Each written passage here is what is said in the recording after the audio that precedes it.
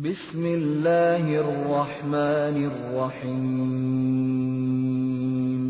يعدهم ويمنيهم وما يعدهم الشيطان إلا غرورا أولئك مأواهم جهنم ولا يجدون عنها محيصا والذين آمنوا وعملوا الصالحات سندخلهم جنات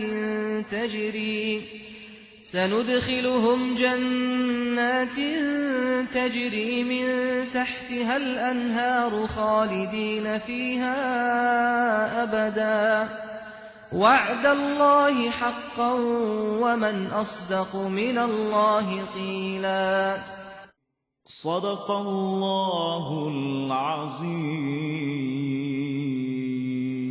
Ya'iduhum wa yumannihim.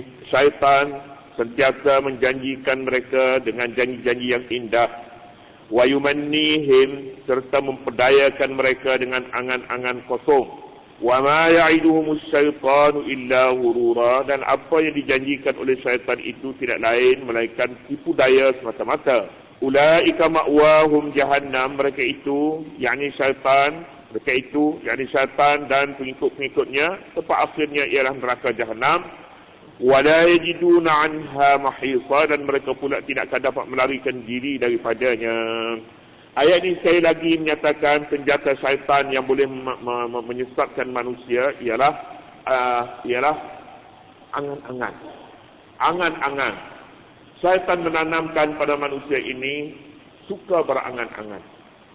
Dia berangan-angan untuk mendapat masa depan yang lebih cemerlang baginya. Dia mengharapkan hidupnya selama-lama di sini. Dia berangan-angan gitu. Dia berangan-angan pangkat. Dia berangan-angan kekayaan. Manusia akan hilang dalam angan-angan itu sahaja. Sebab syaitan yang meniupkan angan-angan itu, dan syaitan tidak pernah bercakap benar dengan manusia ini. Sentiasa bohong, dusta. Oleh kerana itu manusia dinasihatkan dalam ayat ini supaya menyedari bahawa ini adalah senjata syaitan yang sangat berbahaya kepada manusia. Manusia yang hidup berangan-angan panjang umur, dia tidak akan bersedia untuk akhiratnya. Sebab dia merasakan dia tidak akan mati pada tahun ini. Dia tidak akan mati pada tahun depan. Dia tidak akan mati sebelum 10 tahun ini. Selepas 10 tahun dia mati, dia tambah pula 10 tahun pula. 10 tahun pula dia sentiasa sambung. Jadi macam mana manusia yang merasakan hidupnya di sini kekal untuk selama-lamanya, dia tidak akan bersedia. Yang bersedia ini ialah mereka yang merasakan besok tidak ada hari baginya. Apa yang ada padanya ialah sekarang. Iqtanim khamsan qabla khamsin. Nabi bersabda, rebutlah 5 perkara sebelum datang 5 perkara. Rebut sekarang juga syababaka qabla harami. Waktu usia muda sebelum usia tua. Wa ghinaka qabla faqrik, kekayaan sebelum anda menjadi miskin. Ada lagi 5 perkara lagi. Ada lagi apa dia saya ingat dah 5 perkara lagi, satu perkara. 3 lagi. Hutang. Miskin sebelum kaya, kaya sebelum miskin. Okey, ghinaka qabla sihhataka qabla maradik. Sihat sebelum sakit. Lebih kurang itulah 5 perkara ni. 5 perkara ni antara perkara yang manusia seringkali tangguh. Besoklah tak bawa duit hari ni. Duit ada tapi habis tak. Besok besok tak ada dah, hilang dah. Jumpa dah. Hanya je besok tu. Ini selalunya berlaku pada manusia. Kita rasakan siapa sebenarnya mendalangi di sebaliknya. Ini syaitan. Syaitan suka menggunakan senjata ini kerana dia tidak pernah rugi dengan manusia bila berniaga dengan angan-angan seumpama ini.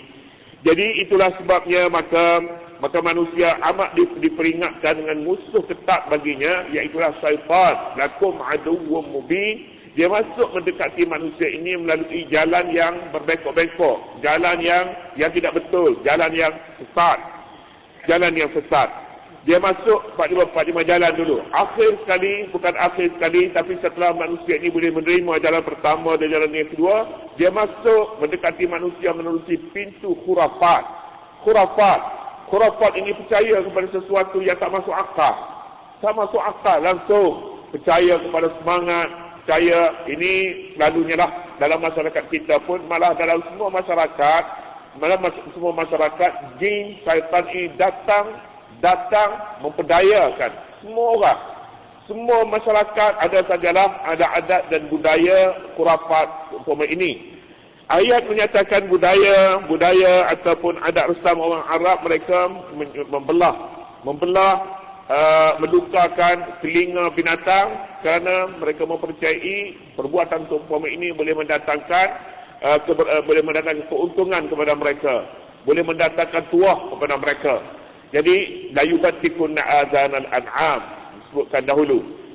Ayat ini sekali lagi mengulangi katanya, ya'iduhum wa yumannihim. Syaitan itu menjanjikan mereka dengan janji-janji indah, wa yumannihim, dan memperdayakan mereka dengan angan-angan kosong. Angan-angan kosong ni, dalam Quran banyak menyatakan pintu-pintu masuk syaitan. Syaitan boleh masuk menerusi pintu kejahatan dan maksiat. Innama ya'murukum bis-su'i wal fahsya'i wa an taqulu 'ala Allahi ma la ta'lamun. Syaitan menyuruh kamu berbuat kejahatan dan melakukan amalan keji, dan kamu bercakap terhadap Allah sesuatu yang kamu tak tahu. Syaitan tidak pernah menyuruh kita berbuat kebajikan. Tetapi jika dia menyuruh berbuat kebajikan, dia ada agenda pula selepas daripada itu. Dia menyuruh supaya manusia ini berbuat kejahatan dan berbuat maksiat. Kalau berbuat kejahatan, berbuat maksiat, dia akan suruh lagi melakukan apa lagi selepas daripada itu. Maksiat juga. Tetapi jika seorang itu menang pada peringkat yang pertama, menang nak pergi masjid, pergi masjid, dia masuk dalam masjid juga. Dia kacau yang lain pula. Dia kacau tidak khusuk dalam semayang. Dia kacau pula berfikir yang lain pula tengah-tengah semayang. Kalau boleh khusuk dalam semayang, lepas pada semayang itu pula dia kacau yang lain pula. Syaitan tidak pernah berhenti untuk melakukan sesuatu yang merugikan manusia. Syaitan masuk kepada manusia melalui pintu sangka buruk terhadap orang. Zannus sawi, sangka buruk. Ya ayyuhallazina amanu ijtanibu katsiran minadh-dhann inna ba'dadh-dhanni ismun. Wahai orang yang beriman, jauhi daripada sangka buruk. Lagi pulanya Syaitan ya'idukumul faqra wa ya'murukum bil fahsya wallahu ya'idukum maghfiratan minhu wa fadla. Syaitan menjanji kamu miskin. Dia kata jangan bagi banyak, bagi sikit-sikit sudahlah, nanti pulanya dia miskin. Bagi dia jadi kaya, awak jangan jadi miskin. Habis duit kita nak bagi kepada dia. Dia minta banyak-banyak. Bukan banyak mana sangat, dia minta sedekah. Tidak banyak, tapi kadang-kadang ada duit RM1 nak bagi dia, habis kita nak beli pula. Misalnya, janji syaitan begitulah dia mendekati manusia, malah semua kejahatan itu adalah pintu kemasukan syaitan.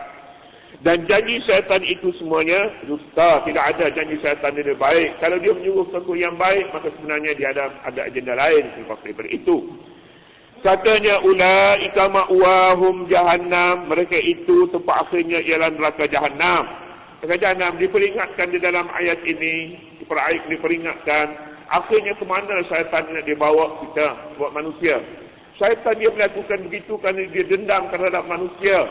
Manusia diperintah supaya iblis ni bapa macam Adam kepada manusia, iblis Adam bapa bagi syaitan. Syaitan bapak dia dulu diperintah supaya sujud kepada Adam, dan dia merasakan harga dirinya jatuh apabila sujud kepada Adam, maka dia bertindak mengelirukan manusia dan memperdayakannya. Orang yang seumpama ini katanya makhluk ini akan ditempatkan ke dalam neraka nanti. Tapi dalam dunia ini berperanglah dengan syaitan dulu. Tapi berperang dengan syaitan ini, pernahkah manusia menang? Ada ketika manusia menang, tapi sukar untuk menang dengan syaitan ini. Sebab kita perang dengan orang tak nampak. Dia nampak kita tak nampak dia. Orang nampak tu orang nak tipu. Tak nampak sebenarnya. Innahu yarakum huwa wa qabiluhu min haitsu la tarawnahum. Innahu yarakum, syaitan nampak kamu. Min haitsu la tarawnahum, kira kamu tak nampak dia. Ini perang payah nak perang dia ni. Hak kita nampak tu bukan syaitan. Bukan syaitan, monyet yang diawet. Monyet yang diawet, dikeringkan, kalau dia sayang dia kata ini hantu. Sebenarnya tidak syaitan yang lain. Syaitan tak nampak. Innahu yarakum wa qabiluhu min haitsu la tarawnahum. Baik. Hingga bila-bila pun tak boleh nampakkah? Syaitan amat takut untuk memperlihatkan dirinya supaya manusia lihat. Tak mahu dia. Sebagaimana manusia tak mahu masuk alam jin. Kita tak mahu masuk alam dia. Dia pun tak mahu masuk alam ni. Masuk alam ni, jika dia diperlihatkan, maka dia akan menerima akibat sebagaimana yang manusia terima akibat itu. Akibatnya kita akan rasa sakit, rasa lapar, rasa macam-macam lagi dan boleh dibunuh. Boleh dibunuh. Jadi oleh kerana itu, berperang dengan syaitan adalah sesuatu yang amat sulit disebabkan tak nampak untuk melihatnya. Ulaika ma'wahum jahannam wala yajiduna anha mahisa, dan mereka tidak akan dapat melarikan diri daripada neraka jahannam ini. Di dunia ini diberi kepada mereka. Mereka, yakni syaitan bertumpah untuk menyesatkan anak Adam. La'uwiyannahum ajma'in. La'amurannahum fala yubaddikunna azanal an'am wa la'amurannahum fala yughayyirunna khalqallah. Aku suruh mereka supaya melakukan khurafat, maka mereka melakukan khurafat. Aku suruh supaya mereka mengubahkan ciptaan Allah pada mereka. Ubah, maka manusia ubah. Dunia diberikan sepenuhnya kepada syaitan ini. Tetapi mereka tidak boleh menyesatkan orang-orang yang ikhlas. La'uwiyannahum ajma'in illa ibadaka minhumul mukhlasin. Hamba-hamba Allah yang ikhlas tidak akan dapat dimakan oleh syaitan. Yang tidak ikhlas lagi ke mana akan perginya? Yang perginya mereka akan pergi ke neraka jahannam dan mereka tidak akan dapat melarikan diri daripada neraka ini. Walladzina amanu wa 'amilus salihati sanudkhiluhum jannatin tajri min tahtiha al-anhar. Orang-orang yang beriman serta beramal saleh. Kaedah Al-Quran apabila membicarakan satu golongan yang dimurkai Allah, dia akan berbicara pula golongan yang dirazai olehnya. Sekarang masuk pula syaitan, pengikut-pengikut syaitan akan ditempatkan dalam neraka. Kemana pula orang yang tidak mengikut syaitan? Kemana pula orang yang beriman dan beramal saleh? Kemana pula orang yang suka melakukan amal kebajikan? Katanya dalam ayat 122, orang yang beriman dan beramal saleh, sanudkhiluhum jannatin tajri min tahtiha al-anhar. Kami akan masukkan mereka ke dalam surga yang mengalir di bawahnya beberapa sungai. Kami akan masuk, yakni tidak sekarang. Tidak boleh sekarang. Sekarang dunia meskipun orang mukmin merasakannya mewah, senang, suka bagi mereka, tapi itu bukan surga. Surga kami akan masuk. Tetapi bila neraka jahannam, dia tidak sebut masalah kami akan masuk mereka ke dalam neraka jahannam. Tidak. Mereka susah sejak daripada dunia ini lagi sampai pada akhirat, maka lebih susah lagi. Ulaika ma'wahum jahannam. Mereka itu tempat tinggal mereka ialah neraka jahannam. Ketika bercakap tentang orang mukmin, sanudkhiluhum, kami akan masuk. Jadi bila kami akan masuk, jangan minta supaya digerakkan surga kepada mereka. Tidak, sebab Allah Subhanahu wa taala tidak janjikan begitu padanya. Surga tidak di dunia tapi akan di akhirat. Sanudkhiluhum, kami akan tajri min tahtiha al-anhar, surga yang mengalir di bawahnya beberapa sungai, bukan satu sungai, beberapa sungai. Khalidina fiha, mereka akan kekal pula di dalamnya, kekal di dalam surga. Begitulah ayat-ayat bila bercakap tentang surga, inilah dia sifat yang diberi kepada surga.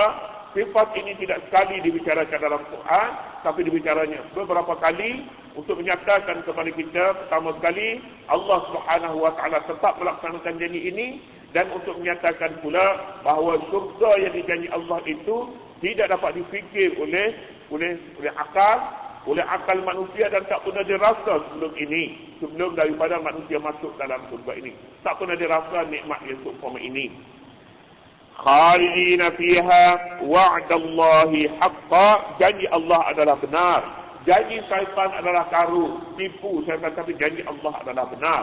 Oleh yang demikian, manusia kemana yang nak dipilih, janji siapa? Janji syaitan ataupun janji Allah? Pilihlah janji Allah yang benar, buanglah janji syaitan yang dusta itu. Wa man asdaqu minallahi qila, siapa yang lebih benar janjinya daripada janji Allah? Siapa yang lebih benar? Tidak ada lagi yang lebih benar. Wa man asdaqu minallahi qila, janji Allah, perkataan Allah adalah perkataan yang benar.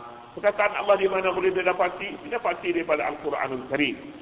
Oleh kerana itulah, oleh kerana ayat ini menyatakan percakapan Allah, bicara Allah dan firman Allah itu sifatnya sebagai asdaqu, paling benar. Maka orang baca Quran selepas daripada baca Quran dia kata sadaqallahul azim. Sadaqallahul azim, benarlah Allah yang maha besar. Tapi setengah ulama menyatakan sadaqallahul azim, baca sadaqallahul azim selepas daripada baca Quran, mereka kata bid'ah. Bid'ah katanya. Bid'ah sebabnya jika diratakan sadaqallahul azim ini sebagai satu ibadat, salah sebabnya Nabi tak baca sadaqallah. Dia katalah, tapi kita sadaqallah selalu sentiasa. Sebab makna kita sadaqallahul azim itu merujuk kepada Al-Quran yang tidak ada dusta padanya. Tidak ada dusta, itu maknanya. Tapi ibadat ke tidak ibadat, ibadat ke tidak ibadat, kalangan ulama salaf termasuk Syekh Utsaimin, dia baru meninggal dunia di Saudi, baru meninggal tahun dah. Dia kata ini bid'ah. Bid'ah katanya, tak payah baca lah sadaqallahul azim. Lepas tu kan selesailah katanya. Tapi kita tak sedap. Tak sedap. Bila baca, lepas dia baca Quran, tak baca sadaqallahul azim itu tak sedap. Kita walaupun tidak mengharapkan pahala, tetapi untuk merujuk kepada diri kita sendiri bahawa ini adalah bicara yang paling benar sekali. Dan bicara ini tidak ada satu perkataan pun yang dusta padanya. Bicara selain daripada Quran dan hadis, semuanya bicara itu campur-campur antara dusta dan benar. Itu tujuannya. Jadi dengan itu, walaupun ada orang katanya sadaqallahul azim ini salah, tapi saya rasa salah itu tidak besar sangatlah. Tidak besar. Jadi perkara ini terlalu porok, bukan usul. Jadi kita boleh terima perkara yang berupa prinsip, tapi perkara yang berupa porok yang seumpama ini kita rasanya boleh dimaafkan antara satu dengan lain. Terusnya laisa bi amali bikum wala amali ahli kitab. Wallahu subhanahu wa ta'ala a'lam.